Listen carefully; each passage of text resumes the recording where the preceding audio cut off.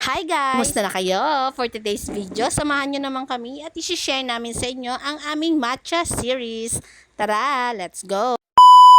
So, eto na nga guys. Na-stress ka ba sa paggawa ng matcha dahil ang sabi nila ay lasang damo daw? So, isi-share namin sa inyo para hindi maglasang damo yan. Charis lang. Eto na nga. Sa 500 ml, dalawang magagawa nating medium dyan. So, bale, kada 200 ml, tatlo yung scoop na ilalagay mo. Kung dalawa, 400 ml, 6 na scoop ang ilalagay mong powder. Ang sekreto dyan guys ay sosobrahan mo. Gagawin mo siyang 500 ml. Siyempre, hindi mawawala dyan yung 2 scoop na creamer then fructose. Hindi na yan secret at isi-share na namin yan sa inyo. Una natin gagawin guys ay ang ating classic matcha. 16 ounce na baso, 1 scoop na pearl ang ilalagay natin. Lalagyan natin yan ng yelo at then ilalagay na natin ang ating matcha flavor. Kung hindi mo naman nasusundan itong ating video guys, don't you worry kasi sa dulo ng video namin, isisend namin sa inyo ay ipopost namin ang recipe ng ating matcha series. Sana guys matapos nyo itong ating video. Ayan na, tapos na natin gawin ang ating classic matcha. Itong isusunod natin na gagawin ay ang ating matcha with cheesecake. Sa amin guys, ang tawag po namin dito ay matcha premium. Dahil bukod sa paglagay namin ng cheesecake guys, nilalagyan pa namin yan ng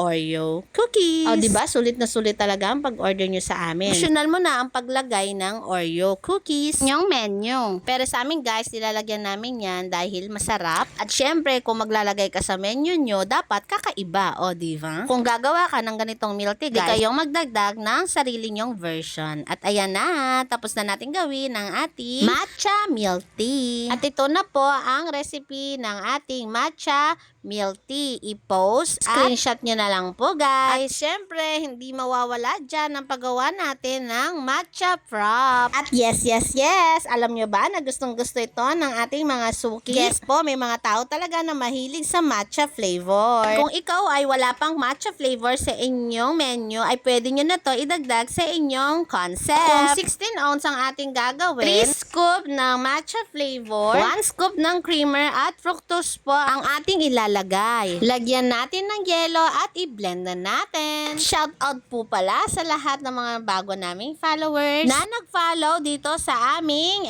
FB page. Welcome po kayo dito sa aming page at sana ma-enjoy nyo po ang aming mga tutorial. At kung may mga questions po kayo, pwede po kayong mag-comment sa amin. At sana masagot po namin kayong lahat. Thank you po. At eto na, gagawin na natin ang ating matcha frap. At syempre, para mas masarap at maganda tingnan ang ating matcha frap, nilalagyan po namin yan ng cheesecake walling sa ating baso. At this time guys, hindi naman natin siya lalagyan ng Oreo. O diba? Kung gagawa kayo ng version nyo guys, kanya-kanya po tayo ng recipe. Bentahan ng ating mga frap series. At syempre, paglagay natin ng whipped cream, lalagyan natin ng powder ng matcha. O diba? At ayan na, tapos na natin gawin ang ating masarap at sulit na matcha frap. Kaya kung wala pa to sa inyong menu guys, ay pwede nyo na to idagdag.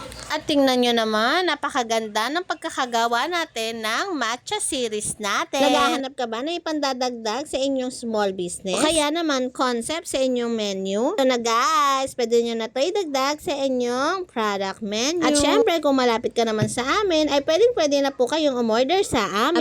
Available po ito ang ating bestseller na matcha series. Ito na ang recipe ng ating frap. Thanks for watching. Bye-bye.